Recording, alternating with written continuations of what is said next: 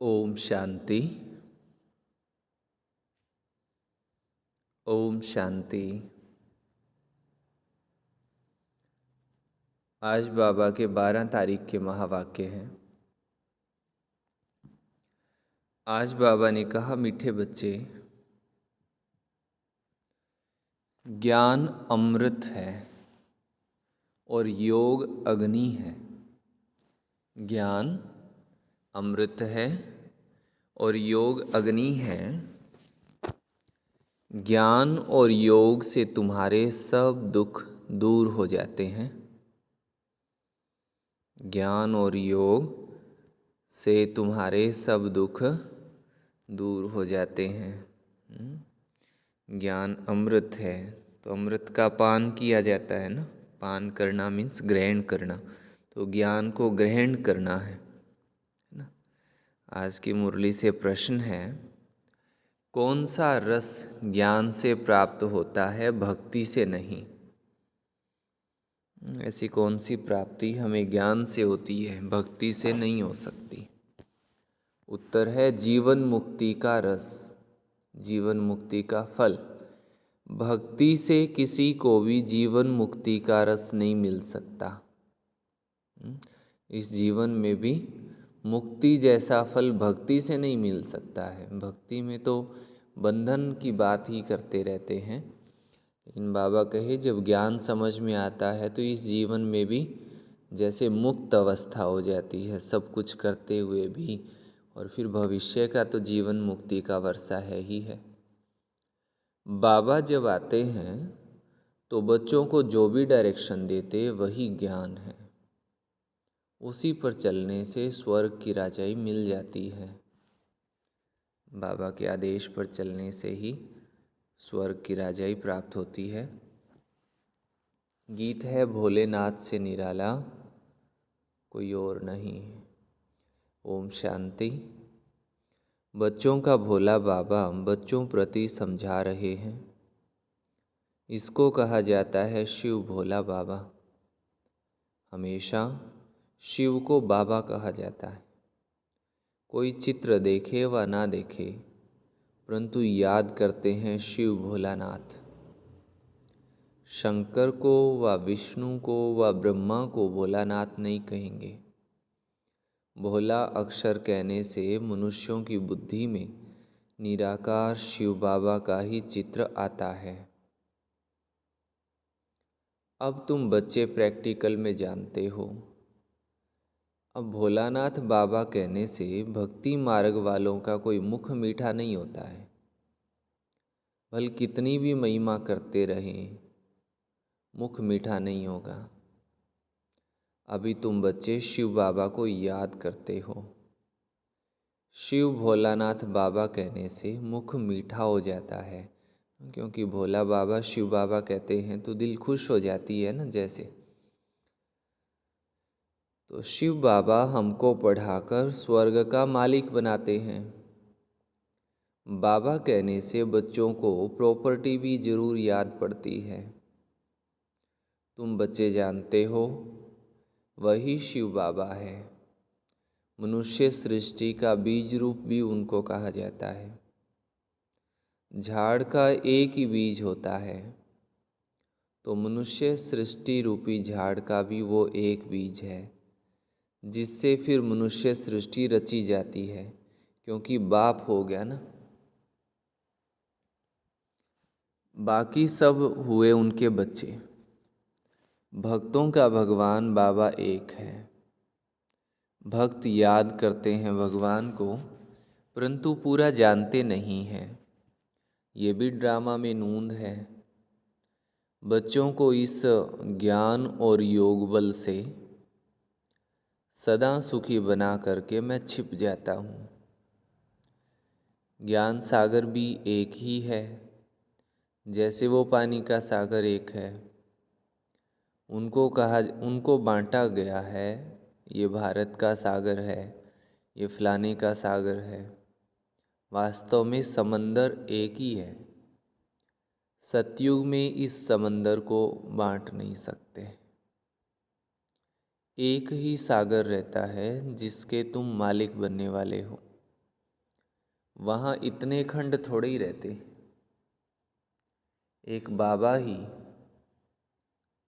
एक बाबा की एक राजधानी रहती है।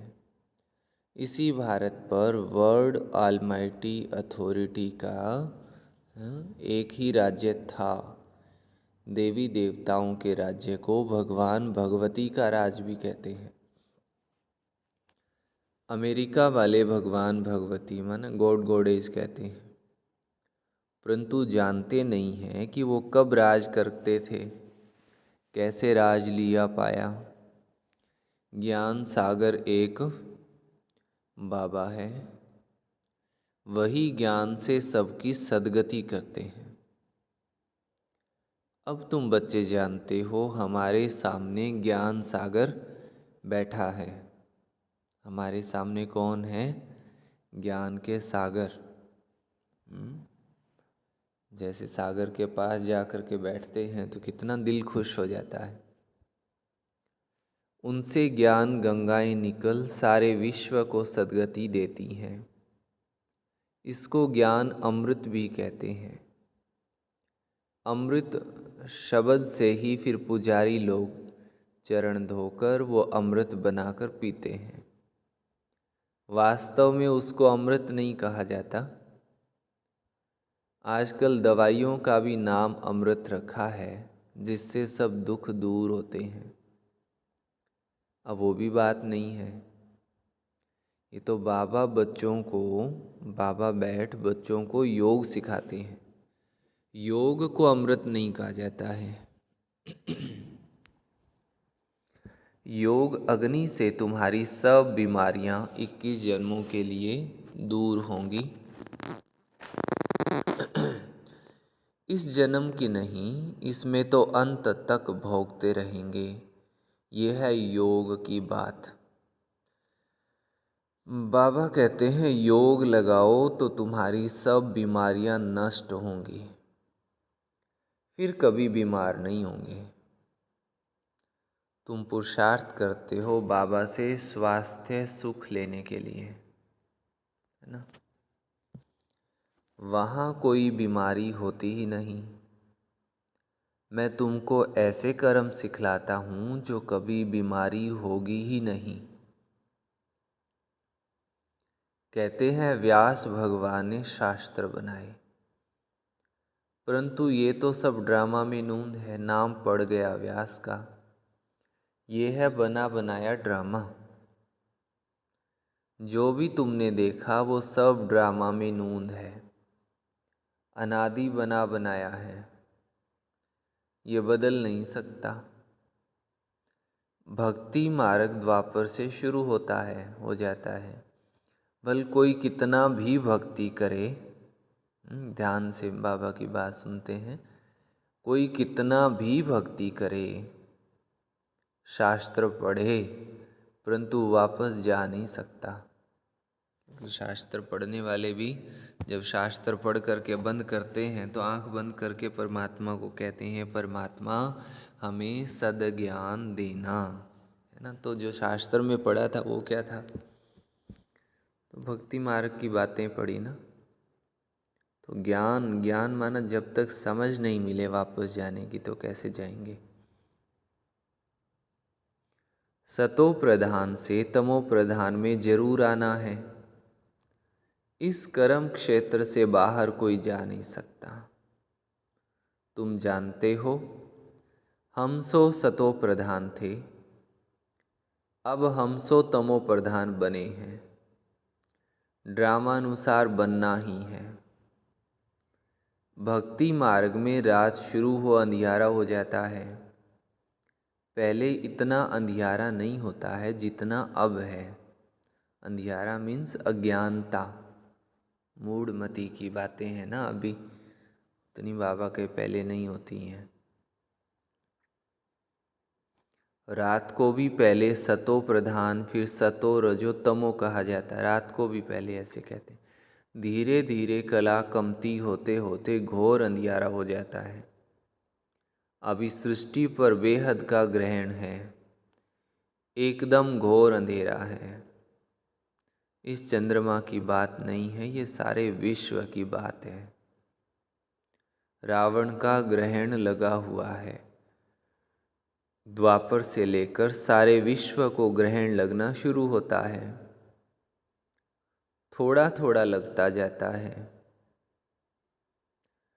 2500 वर्ष लगता है, जबकि अंत में भारत बिल्कुल ही काला हो जाता है। अभी है बिल्कुल घोर अंधियारा। घोर सोजरा अर्थात दिन बनाने वाला है बाबा। पतित को पावन बनाने वाला है बाबा। माया रावण फिर रात घोर अंधियारा बनाती है। भक्ति करते भगवान को याद करते ही आते हैं। भगवान को तो याद नहीं करेंगे ना। सर्वव्यापी के ज्ञान वालों को समझना चाहिए परमात्मा एक है। यही बात समझ नहीं आती है। वो कहेंगे सब में भगवान है, थोड़ी देर में फिर कहेंगे हे परमात्मा दर्शन करो। तो जब चारों तरफ भगवान के ही रूप हैं तो फिर दर्शन किसका कर रहे हो? और दर्शन की इच्छा है तो जरूर भगवान कोई दूसरी चीज़ है, तभी उसकी इच्छा, तभी उसके दर्शन करना हम चाहते हैं। तो ऐसे भगवान सर्वव्यापी नहीं है, सर्वत्र भी नहीं है। उसकी शक्तियाँ सब जगह काम जरूर करती हैं, जहाँ भी हम उनको याद करते हैं, परंतु हर जगह परमात्मा ऐसा नहीं है। और श्री कृष्ण का कोई भगत होगा वो कहेगा हर जगह श्री कृष्ण ही श्री कृष्ण है। राधा का भगत होगा वो कहेगा हर जगह श्री राधे। हनुमान के भगत को हर जगह हनुमान ही हनुमान। फिर तो ये तो भीड़ हो गई ना। तो ऐसा नहीं होता है। परमात्मा एक है। वो है मनुष्य सृष्टि का बीज रूप। बाकी सब है रचना। रचना की ऐसी महिमा कभी हो नहीं सकती। अगर कोई आत्मा सो परमात्मा कहे तो उनकी महिमा गाई नहीं जा सकती। गायन उस एक बाबा का ही है। वो पतित पावन मनुष्य सृष्टि का बीज रूप सत्य है, चैतन्य है, आनंद का सागर, ज्ञान का सागर है। कोई भी मनुष्य की ये महिमा हो नहीं सकती। ज्ञान से जीवन मुक्ति का रस 1 सेकंड में आ जाता है। भगवानुवाच गीता में है ना, यज्ञ तप तीर्थ आदि करना, वेद शास्त्र पढ़ना, ये सब भक्ति मार्ग है। इनसे कोई भी मेरे पास नहीं आ सकता है। पिछाड़ी में सबको पार्ट बजाने आना है। परमात्मा एक है, वही करन करावन हार है। करने वालों को कराने वाला है। इसलिए ब्रह्मा से सतयुगी आदि सनातन देवी देवता धर्म की स्थापना कराते। मनुष्य को करन करावनहार नहीं कहेंगे। सृष्टि के जो कायदे कानून बनाने हैं, जो सृष्टि का उत्थान करना, वो परमात्मा है करन करावनहार। ऐसे नहीं कि आपके घर के सारे मुद्दे ही कोई परमात्मा कराते, नहीं। वहाँ किस्मत की भी बात होती है और किस्मत बनाने वाला खुद मनुष्य होता है। परमात्मा को ही रचयिता, डायरेक्टर कहा जाता है। बच्चों को आदेश देते रहते हैं। आदेश देना, समझाना, इसको ज्ञान कहा जाता है। तुम बच्चों को खुद बैठ समझाते हैं। आत्मा इन आँखों से देखती है। भक्ति के बीच में भ्रुकुटी के बीच में रहती है, मुख से बोलती है। परम पिता परमात्मा भी जब आए तब तो मुख से ज्ञान सुनाए। कहते हैं मैं इस रथ में रथी हो बैठा हूँ, तुमको सहज राजयोग सिखलाता हूँ, तुम राज ऋषि हो। ऐसा कोई मनुष्य नहीं जो कहे कि हे लाडले बच्चे तुम राज ऋषि हो। सिवाय बाबा के कोई की ताकत नहीं बात करने की। बाबा ही कहते हैं, हे बच्चे, इनकी आत्मा भी सुनती है। इनको भी कहते हैं, बच्चे तुम राज ऋषि हो, तुमको राजाई के लिए हमें शिक्षा देनी है। 5000 वर्ष पहले मैंने तुमको शिक्षा दी थी। हर 5000 वर्ष बाद हम शिक्षा देने आते हैं। ऐसे कोई साधु संत आदि कह नहीं सकता। बाबा ही समझाते हैं, उनको खिवैया भी कहते हैं। बरोबर तुमको विषय सागर से निकाल क्षीर सागर में ले जाते हैं। तुम बड़े आराम से बैठे रहेंगे मीन्स सुख के दिन बीतेंगे मस्तियों भरे सतयुग में। अब तुम जानते हो, बाबा कहते हैं, मैं ब्रह्मा तन में प्रवेश करता हूँ। फिर ये ब्रह्मा सरस्वती विष्णु का रूप बनते हैं। तुम विष्णुपुरी के मालिक बनते हो ना, ये है गुप्त बातें। तुम बच्चे ही जानो और न जाने कोई। पहले पहले जब कोई आते हैं तो उनको समझाना चाहिए परम पिता परमात्मा एक है, तो जरूर बाकी इतने सब उनके बच्चे हैं। परम पिता परमात्मा एक ही है, वो है मनुष्य सृष्टि का बीज रूप। सभी भक्तों का भगवान सबको सुख देते हैं। यहाँ कलयुग में तो बहुत दुखी है। मनुष्य त्राही त्राही करते रहते हैं। सतयुग में दुख की बात नहीं है। यहाँ तो सारी दुनिया में ढेर भक्त हैं। ये मंदिर मस्जिद आदि सब भक्ति मार्ग की सामग्री है। सतयुग में ये होते नहीं, वो है भक्ति कल्ट, ये है ज्ञान कल्ट। जब रात शुरू होती है तो पहले पहले सोमनाथ का मंदिर बनाते हैं। तो तुम्हारे पास जब कोई आते हैं तो पहले पहले उन्हें समझाओ कि परम पिता परमात्मा एक है। भारत में ही गाते हैं, तुम मात पिता हम बालक तेरे। ये है मात पिता का देश। जगदम्बा जगत पिता दोनों हैं। देलवाड़ा मंदिर भी एक्यूरेट बना हुआ है। लक्ष्मी नारायण का चित्र मंदिरों में एक्यूरेट बना हुआ है, लेकिन ओरिजिनल जो चित्र बाबा के वो नहीं निकाल सकते। कोई एक्टर का चित्र ले करके फिर बनाते हैं। उन्होंने तो राज किया सतयुग में। मनुष्य कहते भी हैं सतयुग में लक्ष्मी नारायण का राज था। लक्ष्मी नारायण के बचपन की कोई हिस्ट्री है नहीं, राधे कृष्ण की है। श्री कृष्ण जन्माष्टमी मनाते हैं, फिर नारायण अष्टमी किधर गई? श्री कृष्ण को फिर द्वापर में ले गए हैं। राधे कृष्ण तो राजकुमार राजकुमारी है, दोनों अपनी अपनी राजधानी में रहते हैं। जरूर समयमर हुआ होगा तब राजगद्दी पर बैठे होंगे। राधे कृष्ण का राज तो है नहीं। सूर्यवंशी और चंद्रवंशी घराना है।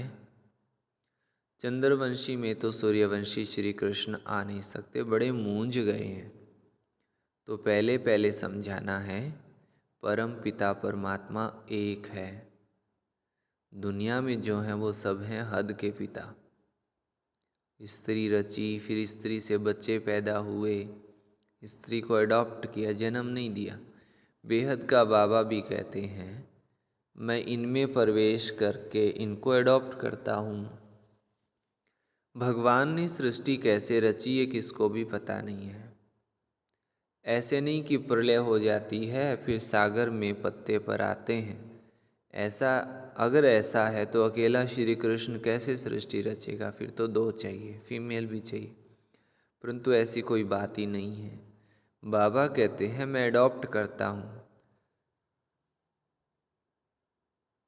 तुम सब कहते हो बाबा हम आपकी मुख वंशावली है। मैं इस मुख का आधार लेता हूँ, कहता हूँ ए बच्चे, तुम भी कहते हो हे शिव बाबा हम आपके बच्चे थे फिर बने। बाबा कहते हैं तुम बच्चों के लिए मैं वैकुंठ की सौगात लाया हूँ। तुम यहाँ बैठे हो स्वर्ग का मालिक बनने के लिए। ये राजयोग है, राजाई स्थापन हो रही है। और कोई गुरु ऐसे नहीं कहेंगे कि मैं क्रिश्चियन राजा स्थापन करता हूँ व सिख राजा स्थापन करता हूँ। नहीं, तुम नई दुनिया में राजाई लेने के लिए शिक्षा पा रहे हो, ये कमाल है। परम पिता परमात्मा है स्वर्ग का रचयिता, तो जरूर उनसे हमको स्वर्ग की राजाई पाने का हक है ना। सतयुग में राजाई थी। मनुष्य सृष्टि कैसे क्रिएट करते हैं अभी तुम जानते हो। भगवानुवाच, ये है हमारे मुख वंशावली, बाकी सभी है रावण की कुख वंशावली। वो ब्राह्मण कुख वंशावली, तुम ब्राह्मण मुख वंशावली।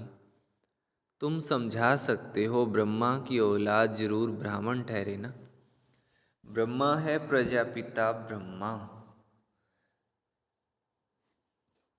ओ तो उनकी संतान भी ब्राह्मण ठहरे।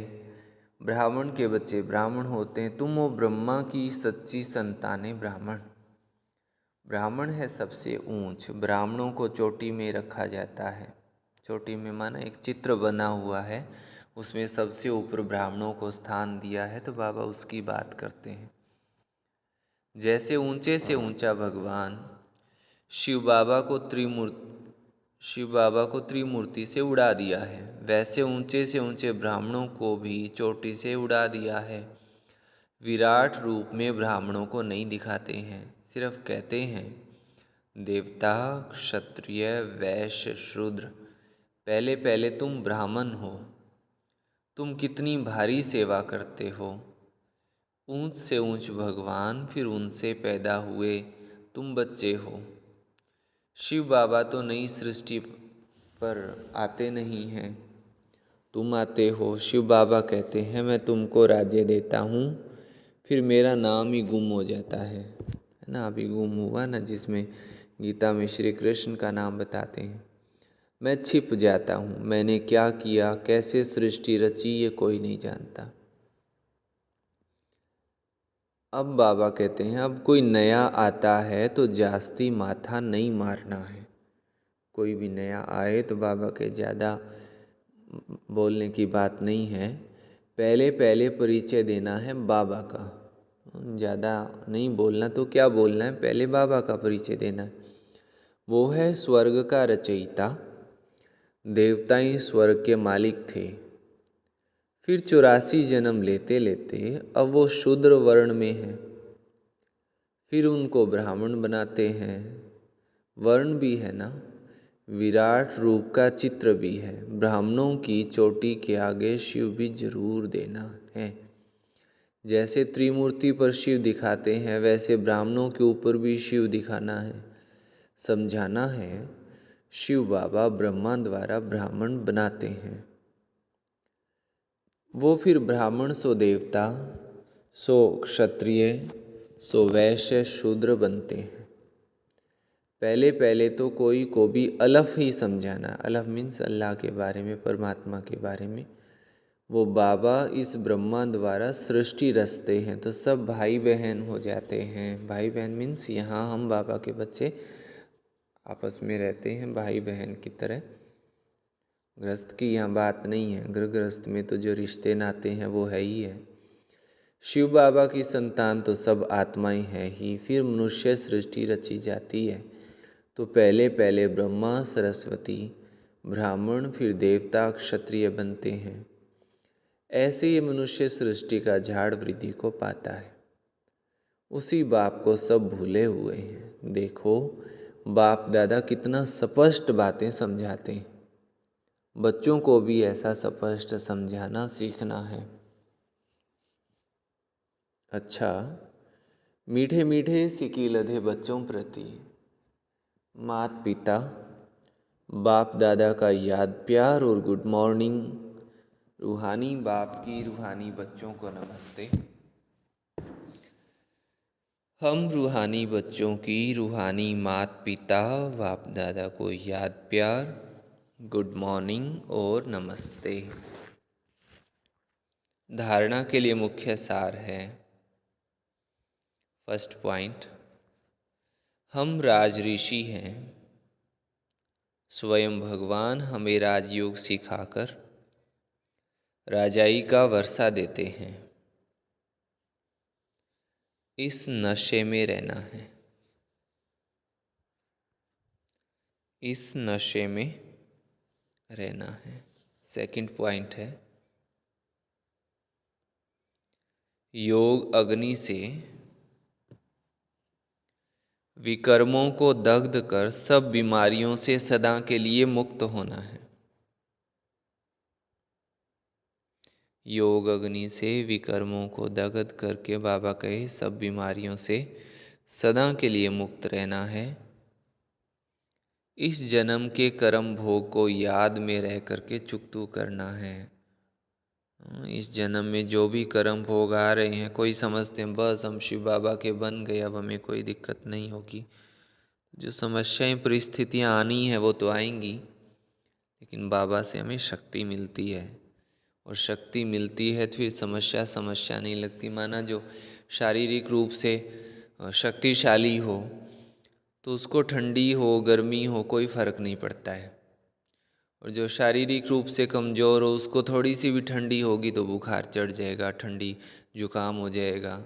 गर्मी होगी तो उसको और बुखार चढ़ जाएगा। तो क्योंकि शक्ति नहीं है ना, ऐसे ही हम बाबा की याद में रहते हैं तो हमें शक्ति मिलती है। वरदान है, पवित्रता की विशेष धारणा द्वारा अतीन्द्रिय सुख का अनुभव करने वाले ब्रह्मचारी भव। ब्राह्मण जीवन की विशेष धारणा पवित्रता है। यही अतीन्द्रिय सुख और सच्ची शांति का विशेष आधार है।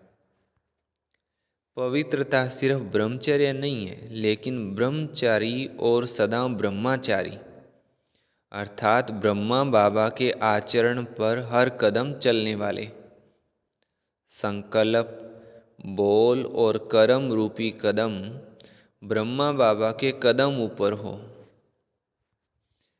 कदम के ऊपर कदम हो। ऐसे जो ब्रह्मचारी, उनका चेहरा और चलन सदा ही अंतर्मुखी और अतीन्द्रिय सुख की अनुभूति कराएगा। स्लोगन है, सेवा में त्रिकालदर्शी का सेंस और रूहानियत का इंसेंस भरने वाले ही सेवाधारी हैं। सेवा में त्रिकालदर्शी की समझ और रूहानियत की खुशबू भरने वाले ही सच्चे सेवाधारी हैं। अच्छा, ये थी बाबा की आज की 12 तारीख की मुरली। ओम शांति। और अभी आप सभी मुरली के पॉइंट होने के बाद अव्यक्त इशारा जरूर सुनेंगे। ओम शांति। आज की मुरली से मुख्य पॉइंट्स। आज बाबा ने मुख्य 2 बातें कही। एक है ज्ञान अमृत और दूसरा है योग अग्नि। बाबा कहते कि ज्ञान और योग से ही हमारे दुख दर्द खत्म होंगे। ज्ञान से जीवन मुक्ति का रास्ता प्राप्त होता है, जो कि भक्त से कभी प्राप्त हो नहीं सकता। और दूसरा है योग। बाबा कहते कि योग में रहने से हमारी बीमारियां नष्ट हो जाएंगी। अभी हम बच्चे शिव बाबा को याद करते हैं, जो कि हमको स्वर्ग का मालिक बनाते हैं। वही हमारा बाप है, तो जरूर बाप को याद करने से बाप की प्रॉपर्टी भी याद आनी चाहिए, जो कि है स्वर्ग। बाबा ने ड्रामा के पार्ट के बारे में बताया कि भक्त लोग भगवान को याद करते हैं, परंतु भगवान को जानते नहीं। यह भी ड्रामा में नूंद है। फिर बाबा ने सेवा के लिए मुख्य 2 बातें कही। पहला, एक बाप जो ज्ञान का सागर है, वह हम बच्चों को ज्ञान दे हमारी सदगति करते हैं। तो बाबा कहते कि ज्ञान गंगा बन विश्व को सदगति देने की सेवा करनी है। दूसरा, फिर बाबा कहते कि जो भी भगवान लोग को सर्वव्यापी कहने वाले हैं, या फिर जो यहाँ पर नए नए आते हैं, उनको समझाना है कि भगवान एक है।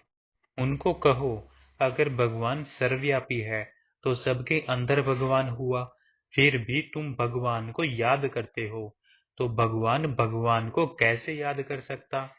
तो ऐसे उनको समझाना है कि भगवान एक ही है। फिर बाबा कहते कि हम सब बच्चे यहाँ बैठे हैं स्वर्ग का मालिक बनने के लिए। यह राजयोग है जिसके द्वारा राजाई स्थापन हो रही है। हम सब बाबा से राजयोग सीख राज ऋषि बनते हैं। इस पे बाबा ने विशेष कहा कि इस बात से हम बच्चों का नशा चढ़ना चाहिए कि स्वयं भगवान हमको राजयोग सिखाते हैं। आज का सोमान, मैं अशरीरी फरिश्ता हूँ। आज का अव्यक्त इशारा, फरिश्ता अर्थात जिसकी दुनिया ही एक बाप है, निमित्त मात्र देह में है और देह के संबंधियों से कार्य में आते हैं, लेकिन लगाव नहीं।